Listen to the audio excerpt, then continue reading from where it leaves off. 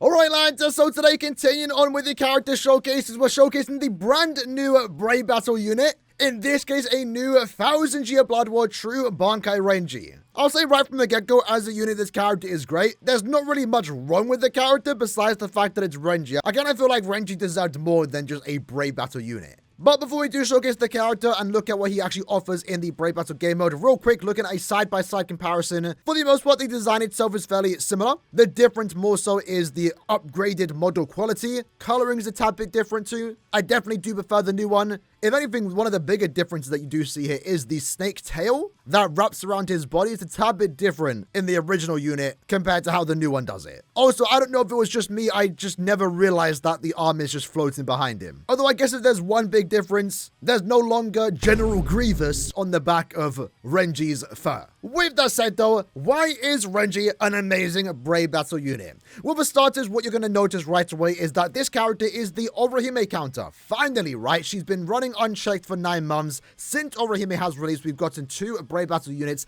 and none of them have ever targeted her specifically. So with that in mind, that's exactly what Renji wants to be. He's a power character, a Suripa, so ORIHIME does not have killer against him. He has attribute advantage against her, and of course also killer. In this case, 40% more damage. With that in mind too, one of his biggest aspects here is the fact that he can block power and technique characters from using a boost or debuff. So with that in mind, not only is he doing more damage to ORIHIME, he is able to stop ORIHIME from using a debuff. So with him and Sergeant in the same team, you're blocking boosts and debuffs from 4 different attributes. With that and the fact that he can actually use a debuff where he lowers the enemy's stats, attack, focus, and defense by 33%, it almost guarantees you a way to get the stat advantage unless they do have a speed character in their team. They're the main things that make this character good. The other things that he does have is exactly what you expect a Brave Battle character to have. He has Flurry Free for the first 10 seconds in Brave Battles. He ignores invincibility. He has invincibility. He can prevent last to survival. He has persistence.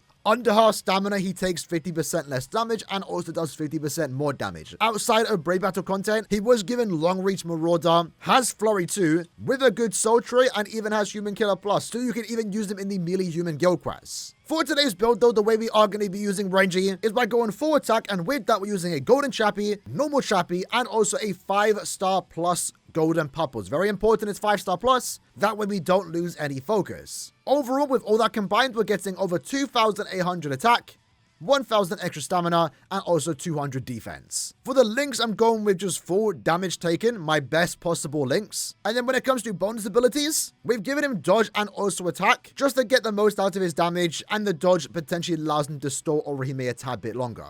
Now, in terms of the teams that we are going to be using today, in all honesty, you kind of have to make multiple teams because the way Brave Battles does work right now, you can't really pick who you go against. You kind of want to fight all the opponents on your screen. So having potential multiple teams to tackle the opponents you are going against is the best way you can get a big win streak. What you will notice in my teams that I have created here, all of them do consist of Renji. So he is definitely a meta-defining unit.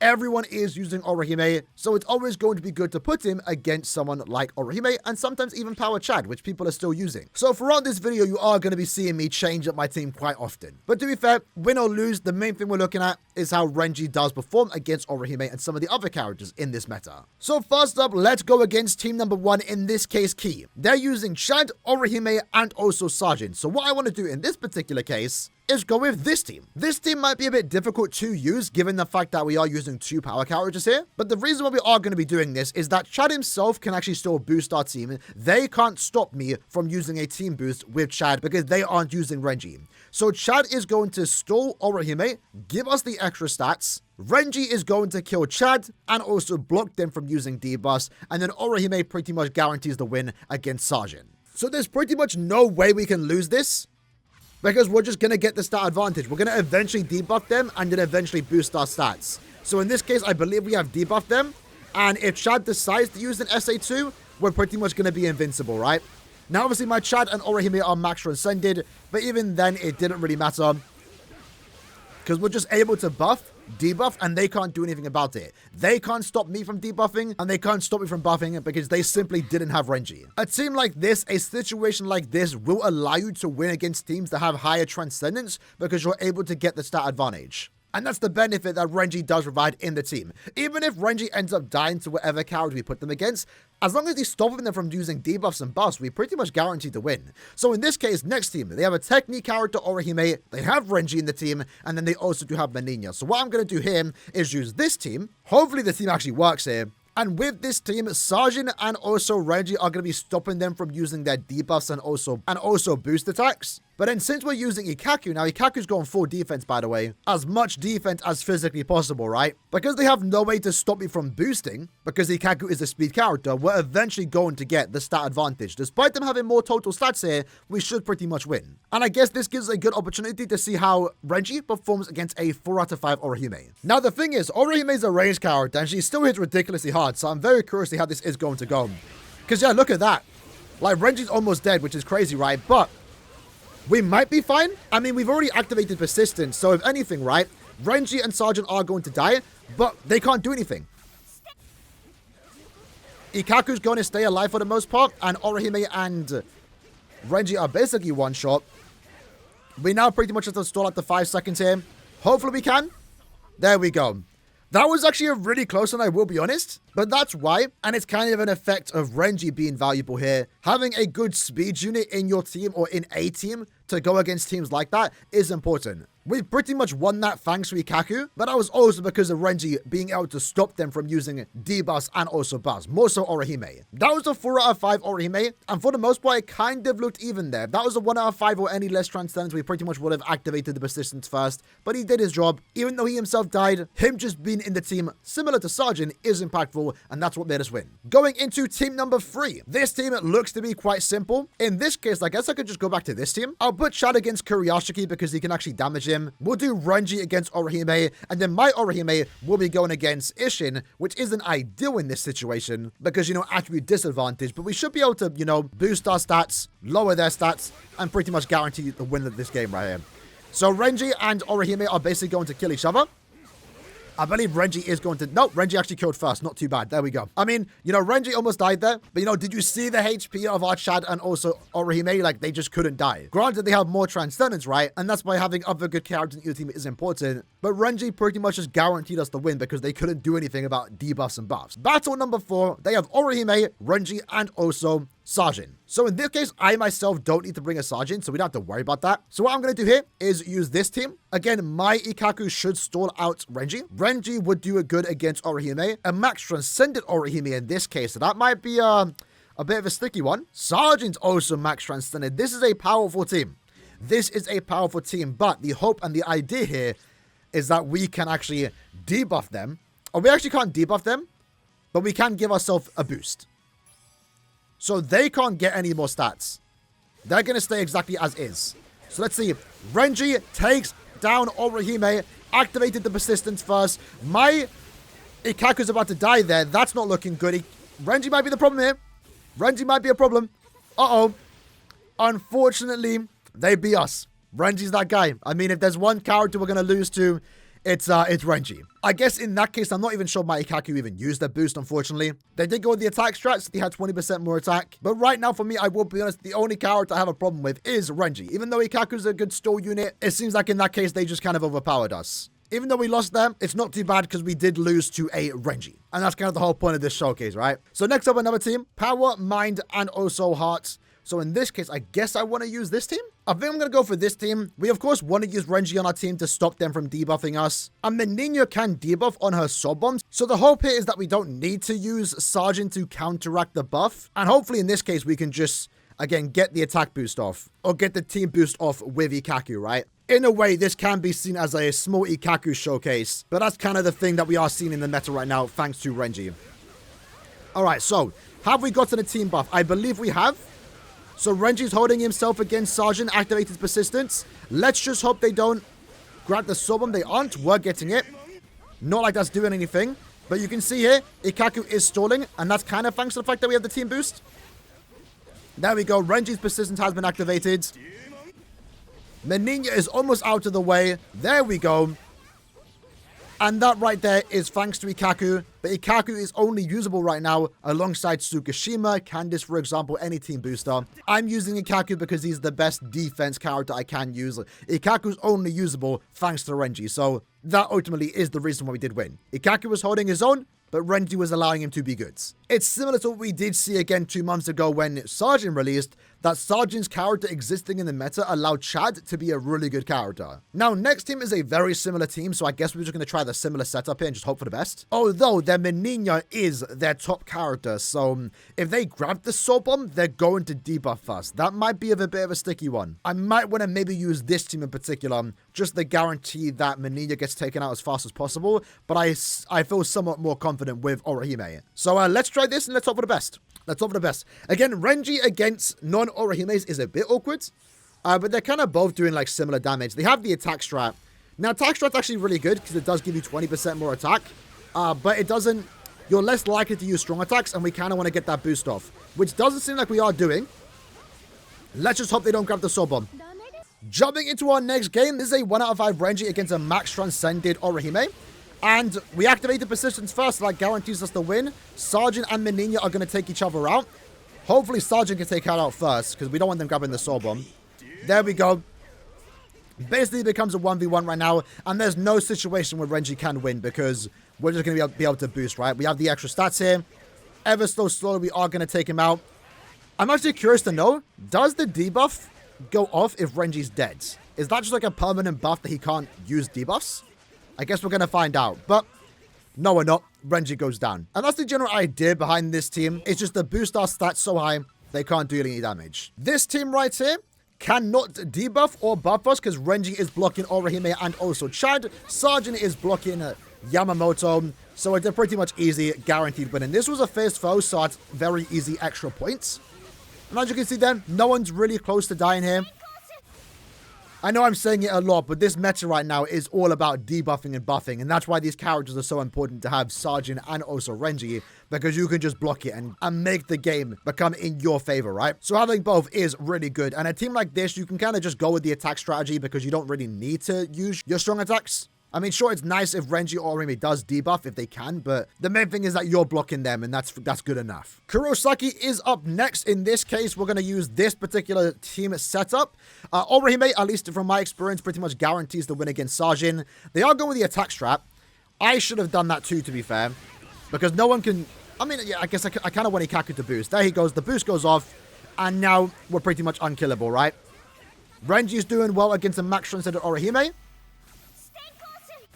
Does activate the persistence. Now Renji goes down. It's a 2v1, but no worries. You know, Renji's going to go down now, and all we got to do is just attack Orihime once. There we go. That was actually a tad bit closer than you want it to be fair. Orihime is still a problem, especially if the persistence activates first on Renji, because if you do let Orihime stay alive, she will be attacking from afar. And in that particular case, my Orihime was instant locked onto Renji. So much so that Orihime, despite being one hit there, was kind of just free to deal attacks on both my characters. So that was actually really close than it should have been. Same exact team, same exact total power. So let's go against them. Let's see how this goes. We should pretty much guarantee our win here if we do use our team boost. They are going with special, so they aren't getting any extra attack here, which is going to do us some good here. Renji, unfortunately, not able to activate the persistence faster, but that is a max transcendent Orihime, so we'll see how it does go. Hopefully that does take down Orihime. Let's see how this goes. Sergeant's one shot.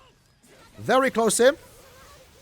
But the persistence is yet to activate for my Orihime, so that's pretty much guarantees our win. You know, Renji might have died there, but he does more often than not activate the persistence for Orihime. And if you have a good enough team, you should be able to stall out the persistence, then attack Orihime when she's only one hit away from defeat. Same exact team, so I guess we're going to change up the lineup here. Same exact power too. This is probably going to be the very similar team that you are going to see here. Renji, Orihime, and also Sajin. It's a good team, of course. And our way of beating that is by throwing in Ikaku. They have attack strat. That could be a tad bit annoying. Let's see how it goes. Orihime's persistence activates first, so Orihime is no longer going to be an issue. Has the boost gone off? There it goes. It goes off now. That does allow Orihime to actually take down... No, Sergeant's actually tanking here. It's actually really close. What happened? Damn. I'm really not sure what happened there. We activated the boost. Maybe they debuffed us? I'm actually not too sure. I mean, either way, Orihime got defeated by a 1 out of 5 Renji, so that wasn't too bad. Again, win or lose, we are here just to see Renji beat up some Orihimes. So I guess in this case, we'll do 2 more games. The 2 fierce foes that are currently on my page. In this case, this is pretty much a guaranteed win because they can't debuff, they can't block our boost, and they also can't boost themselves, right? They're going with the attribute strategy. That isn't really doing them any favors. Honestly, attribute strategy isn't even worth it nowadays. You pretty much choose who you go against. You know their exact team setup, so you can just make movements yourself on the positioning of your team to counteract them. I would really only recommend go with attack or stamina. But yeah, pretty easy win. But let's finish up on a pretty good team. Attack strategy could be a bit of an issue. 70,000 stamina on that Sergeant. That's not too good. Unfortunately, Renji spent too long using strong attacks, but I think we're quite good right now with the debuffs and buffs going on right now. Orihime could be an issue. We'll see how it goes. Hopefully not. Their Orihime goes down. That's actually really good. I think the summon did some damage there. Sergeant goes down right now. It's a 2v1. Renji's doing 1 damage. Not an issue whatsoever. And Orihime can attack from afar. Being a ranged character is still doing her favors right now. There we go. Persistent activates first, and that pretty much guarantees us the win. And Ikaku's doing good. Ikaku is doing good. Tsukishima, for the record, would actually be better, because Tsukishima can inflict drain, and that'll actually allow him to heal himself. Sobom can even inflict weakened defense and let you do more damage. I would be using Tsukishima, but mine isn't 5-5, so that's why I'm using Ikaku instead, for anyone that is wondering. Chad is also, the speed Chad in particular, is also a good potential counter, but the problem with Chad is that he's a human, so Renji's doing 40% more damage. But I've also been seeing people use Swimsuit Candice. That's also a good substitute, but I don't even have her, so I can't even think about doing that.